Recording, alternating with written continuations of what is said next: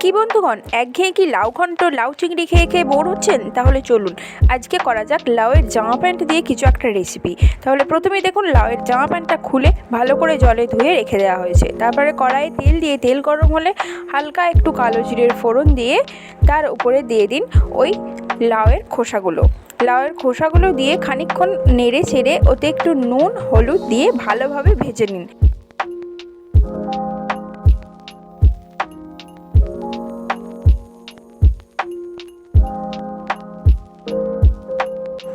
সঙ্গে দিয়ে দিন আপনার মুখের ঝাল অনুযায়ী কাঁচা লঙ্কা আর 5 থেকে 6 কোয়া রসুন।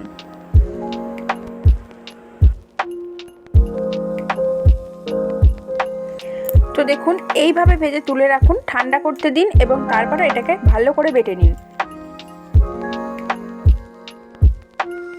এই যে দেখুন বাটাটি রেডি। এরপর কড়াইয়ে তেল দিয়ে